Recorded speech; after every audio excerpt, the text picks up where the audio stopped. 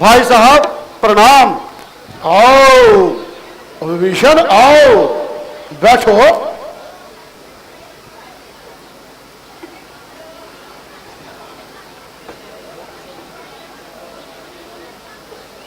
कहो, कुशल से तो हो?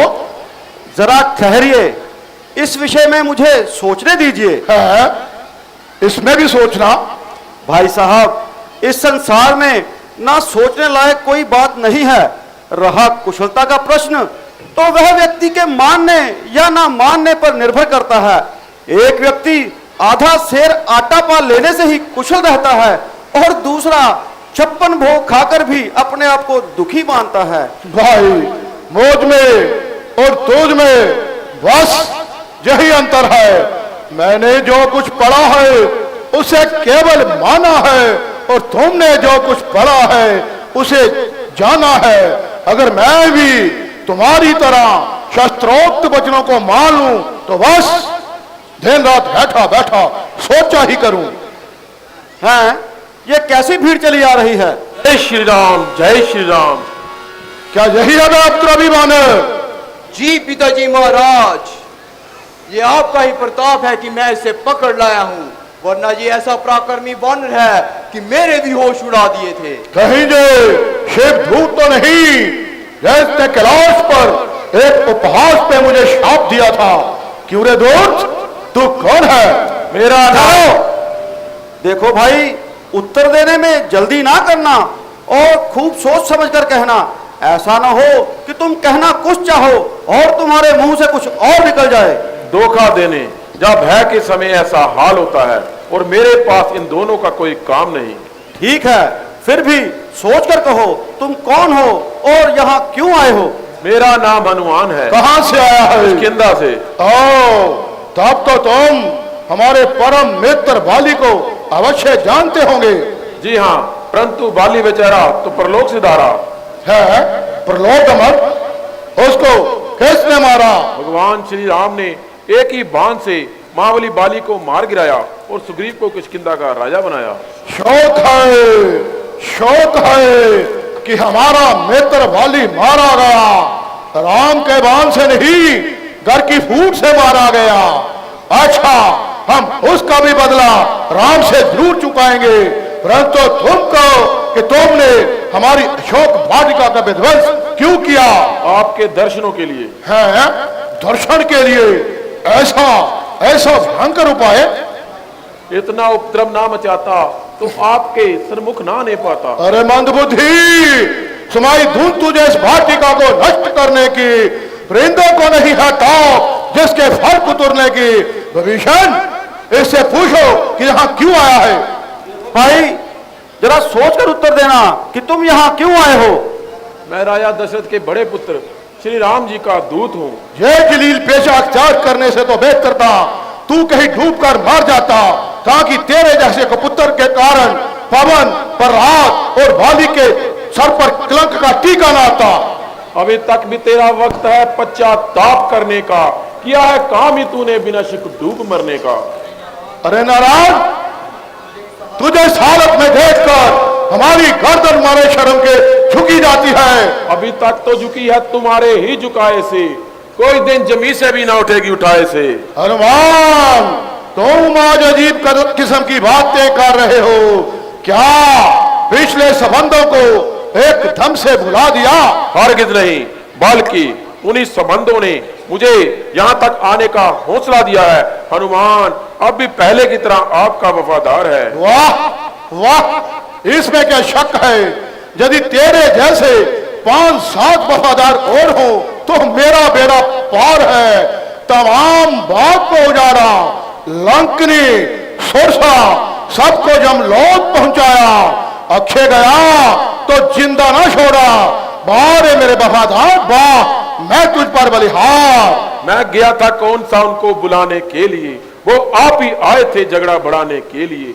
काम किस आते हैं फल, आखिर थे खाने के लिए। था जुर्म बांध ले जाता घर ले जाने के लिए। ना कितनी बात पर वो पीछे ही मेरे पड़ गए। मारने आए थे मुझे लेकिन खुद ही मर गए। इन सब बातों को बाद में देखा जाएगा। पहले बोल, क्या संदेशा लेकर आया है? मैं दो में से एक चीज आपको देने आया हूं। क्या है वो दो चीजें? कल्याण या सर्वनाश। वाह, क्या दो चीजें लेकर आया है? कल्याण और सर्वनाश। अरे मूर्ख, जानता नहीं मुझे जंक्षा है किसी से सुलह भी प्रकाश भी, क्योंकि वश में है मेरे कल्याण भी और नाश भी। सच है, अभी कल्याण और सर्वनाश दोनों ही आपके बस में हैं। बस माता जानकी को श्री रामचंद्र जी के पास पहुंचाने में ही अपना कल्याण जानिए, वरना माता जानकी को कार रात्रि के समान लंका में घुसी जानिए और आप शीघ्र ही राम के वाहनों से बाली के पास पहुंचा दिए जाओगे। क्या स्वरूपनखा की नाक फिर से लगाई जा सकती है? हरगिज नहीं। तो फिर सीताराम को कैसे लगाई जा सकती है? लंकेश, नाक काटी नहीं बल्कि कटवाई गई थी। स्वरूपनखा ने अपने किए की सजा पाई थी। अरे मूर्ख, जिन्होंने नाक काटी थी उनकी नारी लाई गई है। राक्षस राज, तेरी सुंदर नगरी स्वर्ग को भी मात करती है, इसमें भी कोई शक नहीं। तूने देवताओं से वरदान द्वारा वो समर्थ पाया है जिसका अंदाजा लगाना भी मुश्किल है। लंकापति, तू बलवान है, विद्वान है, पंडित महाधनवान है, धर्मात्मा बन जाए तू धरती पे भगवान है। परंतु शोक है लंकापति, तू पाप में भी प्रधान है। इसलिए चेतावनी देता तुझे हनुमान है कि अब राम के वाहनों से जल्दी ही तेरा कल्याण है। ओ जंगली लोगों, आखिर तुमने राम को क्या समझ रखा है? श्री रामचंद्र जी को समझने के लिए असीम ज्ञान और समय चाहिए। हम तो उस विष्णु समान रोतम को इतना ही जान पाए हैं कि उनके अंदर कोई विचित्र शक्ति विद्यमान है। तुम भी उदासीन दृष्टि से देखो तो यही कहोगे, ना चतुरानन ब्रह्मा उनके तुल्य हैं, ना नीलकंठ रुद्र उनके समान है। ऐसे व्यक्ति से बैर करने में तुम्हारा नुकसान है।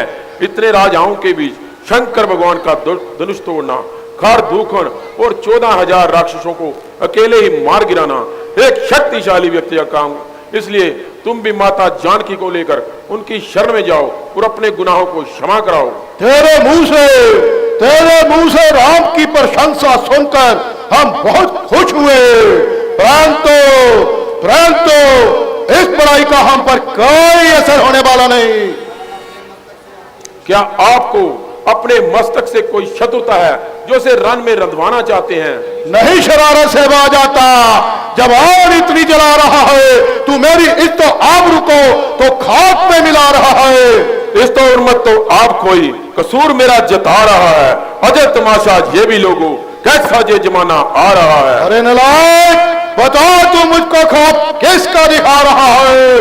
मैं वो भाई हूँ जिससे भय से काल भी खौफ खा रहा है। तेरे जैसा पतित जो अपनी उम्र विश्व में गवा रहा है, यह ताजुब कि तू भी मुझे बेहुदा कहकर बुला रहा है। मैंने जब तक उठाई खंजर तभी तक चहचहा रहा है। तू अपने हाथों से अपनी खातर अड़म का रास्ता बना रहा है। चंद दिनों में होगा चर्चा, वो भी दिन नजदीक आ रहा है। कहेगी दुनिया ये देखो लोगों, जनाजा रावण का जा रहा है। ओहो, रस्सी जल गई पर बल न जला। जले बल किस तरह मेरा, मुझे किस बात का गम है। वही तू है, वही मैं हूं, वही दम है, वही कम है। ओ जंगली होश कर, तोड़ी कयामत तूने भाग के याद पर, हमरा सब गर्त में सब चीख खींचे भाग पर। यहाँ तो नित नए फल खाने का काम है। रावण बावन से मुझे क्या डर, मेरे नजदीक जंगल और लंका एक समान है। जानकर जब लाल फल सूरज को मुंह में रख लिया, क्या हुआ अगर जायका तेरे फलों का चख लिया। तुझको मुजरम शपथ कर चुका, खुद है तेरा बयान, इसलिए बदबख्त मानर तेरी दी जाती है जान। लंका पति लंका तेरी पल भर में मिटा दिखलाऊं मैं, चाहूं तो जानकी को पीठ पे ठाले उड़ जाऊं मैं, पर क्या करूं दूत को आज्ञा नहीं भगवान की, और पर उसकी पीठ पर जाती नहीं मां जान। एक रात उसकी दूतरी बजी जाती है, मुंह तोड़ क्यों देता रही। अपनी तो नानी मरती है और छोकरे को कहता है जा मौत के मुंह में, वारे खुद गर्ज अगर दम है तो आजा साथ। अच्छा नहीं चुप करता, एक ही बार में तो टुकड़े किए देता हूं। भाई साहब ठहरिए, जरा विचार कीजिए, फिर दूध पर हाथ डालिए। नहीं, दूध का वध तो दुर्बल पक्ष वाला भी नहीं करता है। इसने हमारी पदवी का सत्कार नहीं किया, इसलिए हम इसे मार डालते हैं। यदि आप इसे मार डालेंगे तो क्षमा कीजिए, क्या आप राम से डरते हैं? वो कैसे? यदि इसे मार दिया जाएगा तो राम को जानकी की खबर कौन देगा, और खबर ना मिली तो कोई यहाँ कैसे आएगा। बहादुरी तो इसी में है कि इसे ये समाचार लेकर जाने दें और राम को यहाँ आने दें। परंतु ये तब हो सकता है कि कोई हमसे जबान चलाए और सजा ना पाए। भाई साहब, दूध के मुंह में भेजने वाले की जबान होती है। यदि समझना ही है तो राम को समझिए या फिर सीता को वापस दे आइए। यदि इसे मार दिया जाएगा तो हमारे निशाचरों को युद्ध में पराक्रम दिखाने का मौका कैसे मिलेगा। ये भला है या बुरा है, इसमें दोष क्या है दूत का। राम जिम्मेदार है हनुमान की इस करतूत का। ठीक है, तो तुम ही बताओ कि इसके जोगे क्या दंड हो सकते हैं। भ्राता जी, आप दैत्य, दानव और देवताओं में महाविद्वान पंडित हैं। आपके सन्मुख मैं क्या बयान करूं। विभीषण, तुम भी तो हमसे कम पंडित नहीं हो। आज तो दूत जोगे जो भी दंड है सभी बताओ। दूत का सर मुंडवा देना, उसके बदन पर कोड़े लगवा देना, उसके शरीर से कोई विशेष चिन्ह मिटा देना, या फिर उसे किसी अंग से हीन कर देना। शास्त्रों के अनुसार यही 4 दंड हैं जो दूत को दिए जा सकते हैं। ठीक है, वानर जाति को अपने लगूल से प्यारा और कोई आभूषण नहीं होता। जो लोग इसके मान को अपना मान और अपमान को अपना अपमान समझते हैं, मेघराज कमर से बंधे इसके लंगूल को जेल में डुबोकर आग लगा दो। लंकेश, तू मुझे अपराध से अधिक दंड देता है। तू तो एक ब्राह्मण है। जैसे ब्राह्मण लोग अपने वेदों से, जटाधारी अपनी जटाओं से और दंड स्वामी अपने दंड का सत्कार करता है, उसी प्रकार हम वानर लोग अपनी लंगून से प्यार करते हैं। तू इसे जलाता है, मेरी गैरत को भड़काता है। इससे तो अच्छा है तू मुझे जिंदा जला दे या किसी और दंड की आज्ञा दे। कहीं ऐसा ना हो इसकी चिंगारियां तेरी मुख पर आ पड़े। चिंगारियां उठेगी जो लंगून से, लंकापुरी को भस्म कर देगी मूल से। जय परवाह नहीं, ले जाओ लंगूल को आग लगा दो। महामंत्री, अगली सभा का उद्देश्य भी जल्दी प्रकट किया जाए। महाराज, ये तो सब लंका निवासी जानते हैं। रामचंद्र ने शिल्पी बानरों की सहायता से समुद्र पे पुल बांध लंका को आगे रहा है। अब आप सब योद्धा ऐसा विचार कर ऐसा उपाय निश्चित करे जिससे हमारी जीत और लंका की रक्षा हो। ठीक है, जो अपने भाइयों से, मंत्रियों से सलाह करके कार्य आरंभ करता है वह उत्तम पुरुष है। पूज्य नाना जी, अपने कथन के साथ इतना वाक्य और बढ़ाइए कि जो सबके साथ सलाह करने के उपरांत देव को भी ध्यान में रखता है वही उत्तम पुरुष है। यथार्थ है, जो अपने तमाम काम अपने विचारों के बल पर करता है वह पुरुष मध्यम है, और जो गुण दोष का विचार किए बिना देव का निरादर करके कार्य आरंभ करता है वह पुरुष उत्तम है। जिस तरह मनुष्यों के 3 वर्ग होते हैं, उसी तरह विचार मशवरे के भी 3 वर्ग होते हैं। जिस विचार में शुरुआत से लेकर अंत तक मतभेद बना रहे वह मत अधम है, और जिसमें शुरुआत में तो मतभेद हो लेकिन बाद में सब एक मत हो जाए वह मत मध्यम है, और जिसमें शुरुआत से लेकर अंत तक मतभेद बना रहे वही मत अधम है। पूज्य नाना जी, आप जानबूझ कर चुप हो रहे हैं, कुछ आप भी तो फरमाइए। क्षमा कीजिए बेटा, इस समय हमसे मशवरा करना फिजूल है। हमारी बात पर आपको विश्वास होता तो प्राय स्त्री का हरण करते न समय क्यों ना पूछा।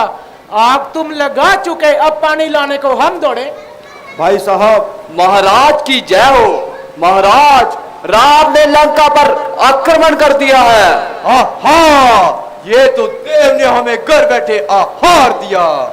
आपने भुगोती में जाकर पंगों को जीत लिया, कुबेर के पुष्पक विमान को जीत लिया, महाबली दानव ने अपनी कन्या मंदोदरी आपको दे दी। हर स्थान पर आपका रोम छाया है।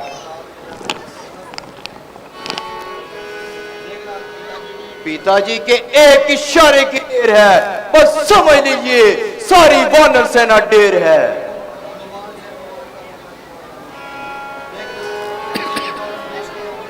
अपने पिता लंकेश की आज्ञा यदि पाऊंगा मैं, नरवानों की बातियां पिड़काल से भी जाऊंगा मैं। मेरी राय है शत्रु को लंका के समीप आने दिया जाए, ताकि उसे बाहर से कोई सहायता ना पहुंच पाए और उसे जहां सदा की नींद सुला दिया जाए। तुझे जा नाना जी, कुछ आप ही कहिए। क्षमा कीजिए बेटा, इस समय हमसे मशवरा करना फिजूल है। हमारी बात पर आपको विश्वास होता तो पराई स्त्री का हरण करते समय क्यों ना पूछा। आप तुम लगा चुके, अब पानी लाने को हम दौड़े।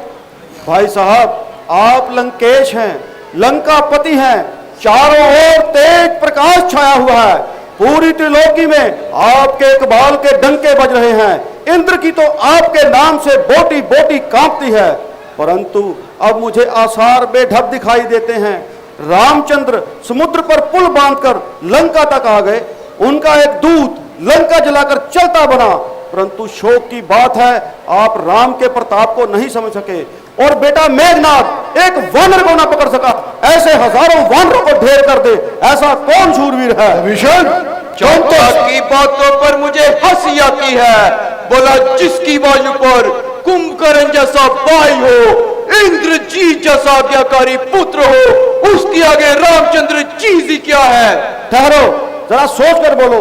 मेरे ख्याल से तो जिस कारण से ये विपत्ति लंका पर आई है, उस कारण को दूर कर देने में ही भलाई है। विभीषण, तुम तो सदा के डरपोक हो। अजब नहीं, आप स्वयं भी सोच लें। मैं भी विभीषण के कथन की तायद करता हूँ। पूज्य नाना जी, आपने खूब सोच समझकर तायद की है ना। खूब सोच समझकर। ठीक है, क्योंकि बिना विचार के मशवरा देना बुरी बात है। भ्राता, मैं आपसे हाथ जोड़कर निवेदन करता हूँ कि सीता को लेकर राम के पास चलिए और उनसे क्षमा मांगाइए। धिक्कार है तेरी प्रार्थना पर। रावण का भाई होकर उन वानरों से डरा जाता है कि तलवारों की चमक देखने से पहले ही मरा जाता है।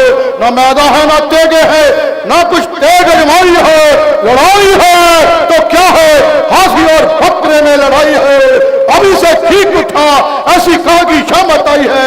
मुझे यह शर्म आती है कि तू लंकेश का भाई है। परंतु भाई साहब, यदि आप राम से युद्ध भी कर लेंगे तो उसमें भला राक्षस जाति का क्या भला होगा। यही कि बानरों के शस्त्र होंगे और इन बेचारों का गला होगा। दानवेश, आप निर्भय होकर बोध विलास करें। राम और लक्ष्मण के लिए मैं अकेला ही काफी हूँ। अब आपकी आज्ञा पर कुर्बान होने को तैयार है। इनका क्या है, इनका क्या है, कहोगे जो वही स्वीकार ये मतिमंद कर लेंगे। मिलाकर हाँ में हाँ 2-4 दिन आनंद कर लेंगे, लेकिन कूदा जब निशाचर दल में कोई वानर भेड़िया बनकर, तो ये सब चुप से अपनी आंखें बंद कर लेंगे। अरे नालायक, आखिर तू चाहता क्या है। क्या स्वरूप नहा की नाक हाथने वालों का धन्यवाद किया जाए। इसके सिवाय चारा भी क्या है। आर्यों से आदिवासी वीर तजकर मिल गए, भारतीय क्षत्रिय नरों से वीर वानर मिल गए। अब यदि नर वानरों से युद्ध छेड़ा जाएगा तो राक्षसों का ये राज्य निश्चित ही ना रहने पाएगा। चोट चाचा कर रहा है, सहन सकता नहीं। बात सुन बगैरती की, चुप में रह सकता नहीं। कौन कहता है ये बुज़दिल भाई है लंकेश का। चाचा ऐसे कायर को मैं कह सकता नहीं। मैं अपनी जाति का हित करने के लिए खामोश, मैं तेरे जैसे सजातियों के स्वभाव को खूब जानता हूं। जो भाई को मुश्किल में फंसा देकर अंदर ही अंदर से खुश होते हैं और उसकी उन्नति को देखकर चुपके चुपके रोते हैं। नाश करते हैं तो अपने ही करते हैं। कुल्हाड़ी में लकड़ी का दस्ता ना होता तो लकड़ी के कटने का कोई रास्ता ना होता। जरा सोच कर कहो, आप कल्याण मार्ग की बात बताने वालों को जाति द्रोही कहकर कलंकित करते हैं। सब सोच चुके। अब तेरी भलाई इसी में है कि तू इसी वक्त मेरे दरबार से दफा हो जा। ऐसे भाई की मुझको जरूरत नहीं। मेरे आगे से हट जाने में शर्म, चला जाना आंखों के आओ सामने, वरना कर दूंगा तेरा अभी सर कलम। नहीं, ऐसा हुक्म ना दो। क्या बुद्धिमान लोग सहमत ना होने के कारण भाई को घर से निकाल देते हैं? किसी कारण एक पाप सो जाता है तो क्या उसे काट डालते हैं? सोया हुआ पांव दूसरे पांव को भी चलने से रोकता है। तेरे बर्बाद होने के दिन है भाई आ गए, दोष इसमें है भाई तुम्हारा नहीं, तेरी बुद्धि में रावण खलल आ गया, तूने अपना बेचारा बिगाड़ा नहीं। पैदा होते ही मर जाता गर्भे हजा, आज इतना ना होता मुझे रंजोगम, पर छुरियां चलाता रहा, तेरी करतूत का आज हुआ है इल्म। आप अपनी जुबान से कहो ना कहो, अब विभीषण का भी यहाँ गुजारा नहीं, तुझ जैसे मतिमंद के राज में विभीषण का यहाँ गुजारा नहीं। पापी मकार, कमीने का धार, क्योंकि मां भाई भाई को मारना मेरा धर्म नहीं, इसलिए तुझे मारता नहीं, जा चला जा।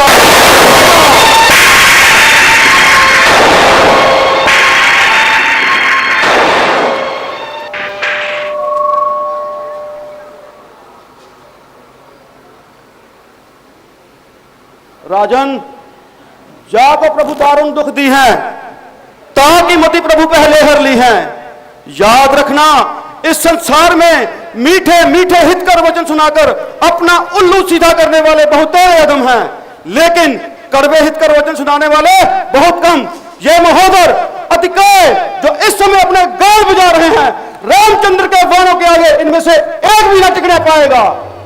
ये शेखी खोर हैं, ये शेखी खोर है, न फूलो इनके शोरों पुल पर, उतारना चाहते हैं ये हाथियों को कागज के पुल पर। भाई साहब, मैंने खूब सोच समझकर शास्त्रों के अनुसार जो उचित था वो आपको समझाना चाहा, परंतु काल के वशीभूत होने के कारण आपकी समझ में कुछ नहीं आया। इसलिए अब मैं बेइज्जत होकर आपके दरबार से जाता हूं और राक्षसों का राज्य बचाने की कोई युक्ति लगाता हूं। अरे जा कायर कहीं का, कुल में पुलस के तू पैदा हुआ गद्दार है, कायर तेरी सोच पर धिक्कार है। मक्कार कह लो तुम मुझे, गद्दार कह लो तुम मुझे, धिक्कार एक बार क्या 100 बार कह लो तुम मुझे। बलिदान दे सकता हूं मैं, जान दे सकता हूं मैं, लंका पर विपत्ति आ रही चुप मैं रह सकता नहीं, यूं होता हुआ राक्षसों का नाश मैं देख सकता नहीं। दरबार से, घरबार से, परिवार से हो बेइज्जत होकर हूं जा रहा, लेकिन मिट्टी उठाकर लंका की सौगंध हूं मैं खा रहा। गद्दार के नाम से मशहूर तो हो जाऊंगा, लेकिन बचाकर राक्षसों का राज्य मैं दिखलाऊंगा। लीजिए आप सबको विभीषण का अंतिम प्रणाम। देशद्रोही, जा जा, तेरी नमस्कार जहां किसी को स्वीकार रही। अभी भी इसे रोक लो, कहीं ऐसा न हो दुश्मन जल में जा मिले। जा मिलेगा तो क्या होगा? बुरा होगा, बुरा होगा। रखोगे अगर तुम गुस्से को काबू में, तुम्हारा आधा बल चल जाएगा दुश्मन के काबू में। जो देखो, जो कुछ होगा देखा जाएगा। जहाँ शक्ति मनो गल्ला को है आटा बनाने की, वहां चक्की को दहशत खात होगी एक दाने की। उसका फिक्र छोड़ो, आप अपनी कहिए। दरबार बर्खास्त, जाइए सब चले जाइए और हमारे अगले हुक्म का इंतजार करिए।